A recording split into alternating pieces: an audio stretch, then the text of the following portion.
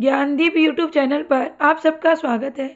आज मैं आप सबको फिर से इस वीडियो में हिंदी साहित्य की 50 महत्वपूर्ण प्रश्नों को कराऊंगी, जो कि सभी परीक्षाओं के लिए इम्पोर्टेंट है।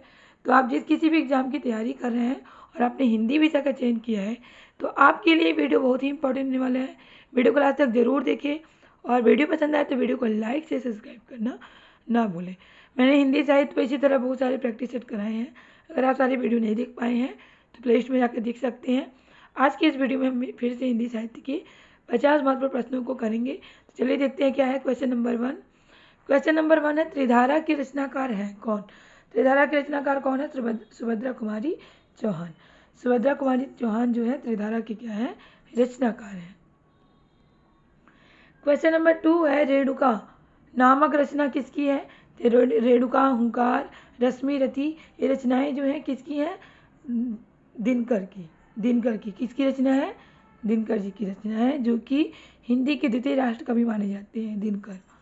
और इनकी उर्वशी जो रचनाएं हैं, इसी रचना के लिए इन्हें ज्ञानपीठ पुरस्कार से सम्मानित किया गया था। क्वेश्चन नंबर 3 है, कुरुक्षेत्र। कुरुक्षेत्र की रचनाकार कौन है? वही दिनकर है।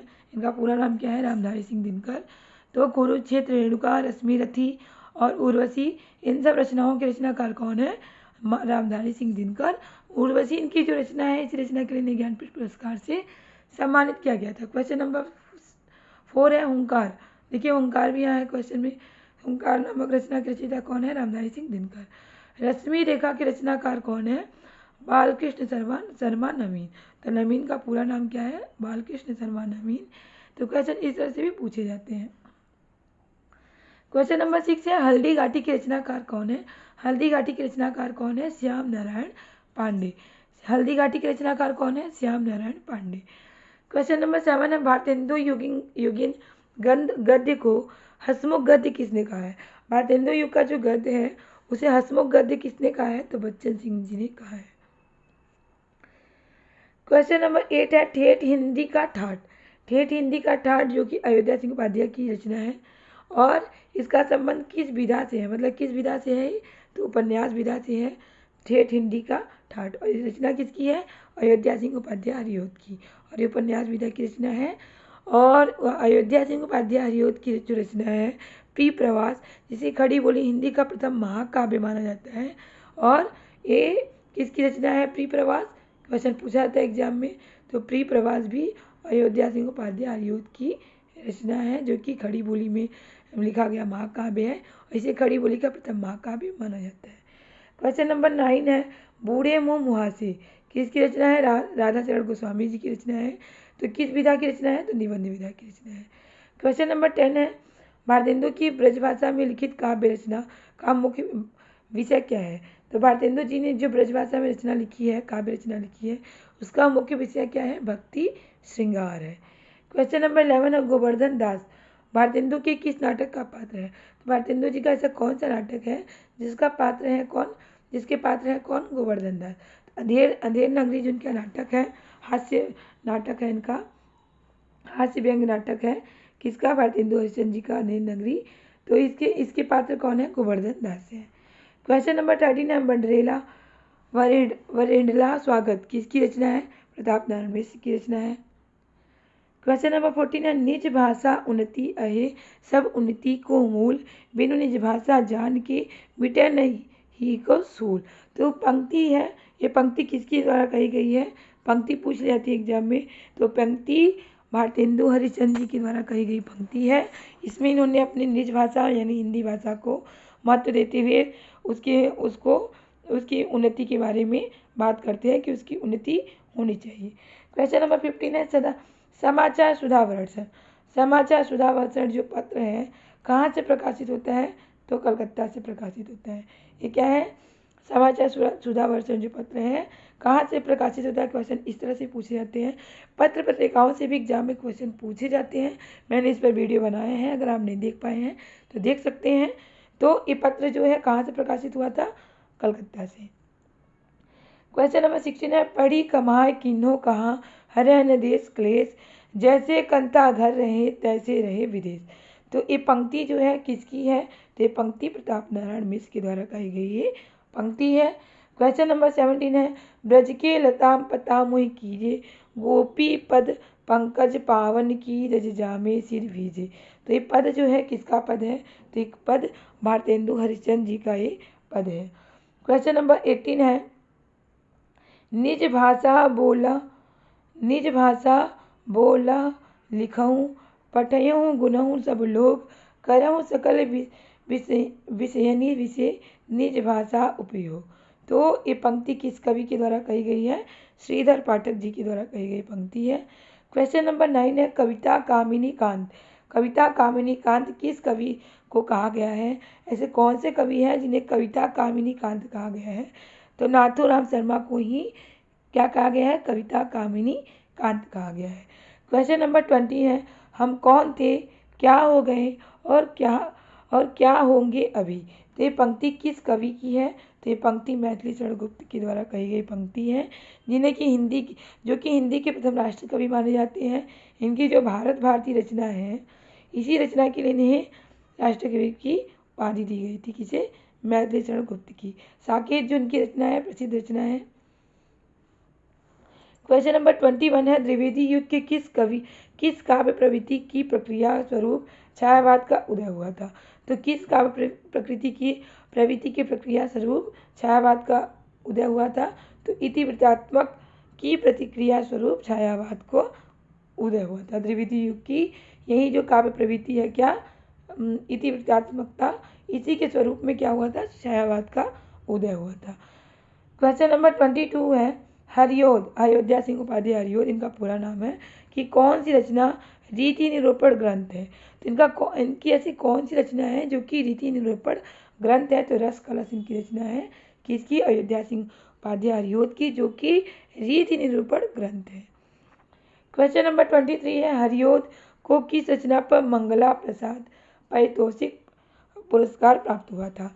तो मंगला प्रसाद पुरस्कार इनको किस रचना पर प्राप्त हुआ था? तो प्रिय प्रवास जो इनकी रचना है, इसी रचना पर इन्हें क्या मंगला प्रसाद पुरस्कार प्राप्त हुआ था। हरियोध, अयोध्या सिंह उपाध्याय हरियोध इनका पूरा नाम है, और इनकी जो प्रिय प्रवास रचना है महाकाव्य है। क्या है? महाकाव्य है। इसे खड़ी बोली हिंदी का प्रथम महाकाव्य माना जाता है। किसको? प्रिय प्रवास जो रचना है, खड़ी बोली हिंदी का प्रथम महाकाव्य माना जाता है, और ये किसकी रचना है? अयोध्या सिंह उपाध्याय हरियोध की रचना है। क्वेश्चन नंबर 24 है, छायावाद को प्रतिबिंबवाद किसने कहा है? तो रामचंद्र शुक्ल जी ने ही छायावाद को प्रतिबिंबवाद कहा है। क्वेश्चन नंबर 25 है, परिमल किसका काव्य संग्रह है? परिमल क्या है? काव्य संग्रह। किसका काव्य संग्रह है? सूर्यकांत त्रिपाठी निराला जी का है। क्वेश्चन नंबर 26 है, रसिक कमंडल के संस्थापक कौन है? तो जगन्नाथ दास रत्नाकर है। क्वेश्चन नंबर 27 है, प्रगतिशील लेखक संघ की स्थापना कब हुई थी? किस वर्ष हुई थी? तो 1936 ईस्वी में हुई थी। क्वेश्चन नंबर 28 है, प्रगतिशील लेखक संघ की स्थापना से किसका संबंध है? तो मुल्कराज आनंद और सज्जाद जाहिर का संबंध है। किसका? जब प्रगतिशील लेखक संघ की स्थापना से किसका संबंध है? मुल्कराज आनंद और सज्जाद जहीर का है। क्वेश्चन नंबर 29 है, छायावाद को अभिव्यंजना का नूतन विधान किसने कहा है? तो विश्वनाथ प्रसाद मिश्र जी ने छायावाद को अभिव्यंजना का नूतन विधान कहा है। क्वेश्चन नंबर 30 है, युग की गंगा के रचनाकार कौन है? केदारनाथ अग्रवाल जो है वो युग की गंगा के क्या है? रचनाकार है। क्वेश्चन नंबर 31 है, किस कवि की अधिकांश कविताओं को सपाट, उबड़ खाबड़, दली और पोस्टरी कहा गया है? तो नागार्जुन की जो रचनाएं हैं, कविताएं हैं, इनकी अधिकांश कविताओं को सपाट, उबड़ खाबड़, दली और पोस्टरी कहा गया है। क्वेश्चन नंबर 32 है, सुमित्रानंद पंत को किस रचना पर ज्ञानपीठ पुरस्कार प्राप्त हुआ था? तो सुमित्रानंद पंत की ऐसी कौन सी रचना है जिस पर इन्हें ज्ञानपीठ पुरस्कार प्राप्त हुआ था? तो चिदम्बरा जो रचना है, इसी रचना पर इन्हें ज्ञानपीठ पुरस्कार प्राप्त हुआ था। तो क्वेश्चन इस तरह से पूछे जाते हैं कि चिदम्बरा किसकी रचना है? तो सुमित्रानंद पंत की रचना है, जिन्हें प्रकृति का सुकुमार कवि कहा जाता है। क्वेश्चन पूछा जाता है कि प्रकृति का सुकुमार कवि किसे कहा जाता है? तो प्रकृति का सुकुमार कवि चिदम्बरा को सुमित्रानंद पंत को कहा जाता है। क्वेश्चन नंबर 33 है बालेंदु उपनाम जो है काव्य रचना प्रारंभ करने वाले कवि हैं, कौन है? बालेंदु उपनाम से काव्य रचना प्रारंभ करने वाले कवि कौन है? केदारनाथ अग्रवाल। ये किस उपनाम से काव्य रचना प्रारंभ करते थे? बालेंदु उपनाम। क्वेश्चन नंबर 34 है छायावाद के किस कवि को शब्द शिल्पी कहा गया है? तो छायावाद के ऐसे कौन से कवि हैं जिन्हें शब्द शिल्पी कहा गया है? तो सुमित्रानंद पंत को कहा गया है। क्वेश्चन नंबर 35 है कौन सा रासो ग्रंथ पहले मूल से लोक प्रचलित होने के कारण दूर हो गया? तो कौन सा रासो ग्रंथ है जो कि अपने मूल से लोक प्रचलित होने के कारण दूर हो गया? तो परमाल रासो आलाखंड। क्वेश्चन नंबर 36 है राज शब्द का प्राचीनतम प्रयोग कहाँ मिलता है? तो राज शब्द का प्राचीनतम प्रयोग श्रीमद् भागवत में मिलता है। क्वेश्चन नंबर 37 है सर्वप्रथम सिद्ध साहित्य का पता किसने लगाया था? सिद्ध साहित्य नाथ साहित्य जो कि आदिकालीन साहित्य है। तो सिद्ध साहित्य सिद्धों की संख्या कितनी है? क्वेश्चन पूछा जाता है। तो सिद्धों की संख्या 84 है। तो जो सिद्ध साहित्य का पता किसने लगाया था? तो महामहोपाध्याय हरप्रसाद शास्त्री ने लगाया था।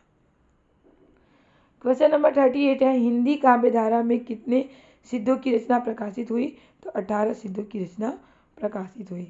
क्वेश्चन नंबर 39 है भक्तिवाद पर सिद्धों का प्रभाव है, ईसाई मत का कोई प्रभाव नहीं है नहीं, किसका कथन है?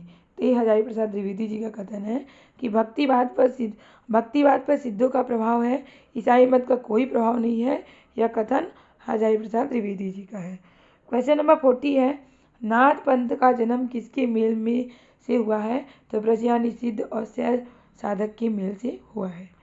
क्वेश्चन नंबर 41 है नाथ पंथ को सिद्धों की परंपरा का ही विकसित रूप मानना चाहिए, किसका कथन है? तो ये कथन राहुल सांकृत्यायन का कथन है कि नाथ पंथ को सिद्धों की परंपरा का ही विकसित रूप मानना चाहिए।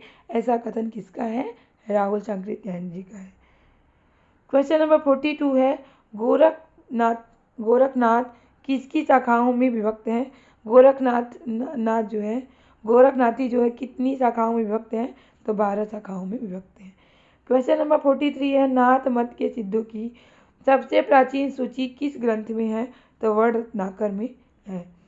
क्वेश्चन नंबर 44 है नेपाल में बुद्ध का अवतार किसे माना जाता है? तो मत्स्येंद्रनाथ को नेपाल में बुद्ध का अवतार माना जाता है।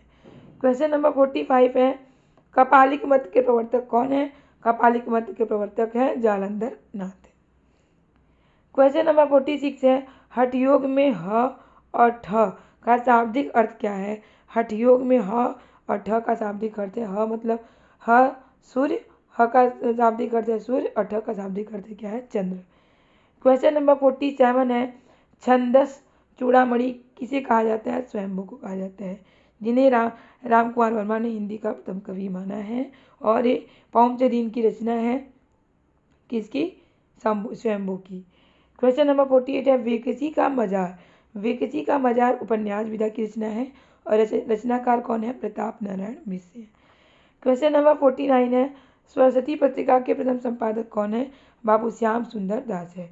सरस्वती पत्रिका के प्रथम संपादक बाबू श्याम सुंदर दास है। क्वेश्चन नंबर 50 है काव्य गुणों के प्रतिष्ठापक आचार्य कौन है? तो आचार्य वामन ही काव्य गुणों के प्रतिष्ठापक आचार्य हैं। एक लास्ट क्वेश्चन है 51 जो कि आप लोगों के लिए है। अगर आपको इसका आंसर पता है तो कमेंट बॉक्स में आंसर जरूर बताइएगा। इससे समझ में आएगा कि आपकी तैयारी कैसी हो रही है। तो क्वेश्चन है इनमें से कौन सा उपन्यास अज्ञे का है? करबला, नदी के द्वीप, राग दरबारी, मछली मरी हुई। तो ये चारों में से कौन सा उपन्यास अज्ञे जी का है? सच्चिदानंद हीरानंद वात्स्यायन अज्ञे जी का उपन्यास है चारों में। अगर आपको आंसर पता है तो कमेंट बॉक्स में आंसर जरूर बताइएगा। उम्मीद है कि आपको वीडियो जरूर पसंद आया होगा। वीडियो पसंद आया तो वीडियो को लाइक से सब्सक्राइब करना ना भूलें, क्योंकि आपका लाइक से सब्सक्राइब ही हमें मोटिवेट करता है इस तरह के क्वेश्चन, इस तरह के टॉपिक लाने के लिए, जिससे आपकी अच्छी तैयारी हो सके और आप अपने एग्जाम में सफल हो सके। इसी तरह के क्वेश्चन, इस तरह के टॉपिक की तैयारी करने के लिए हमारे चैनल से जुड़े रहें। तब तक के लिए मिलते हैं नेक्स्ट क्लास में। बाय।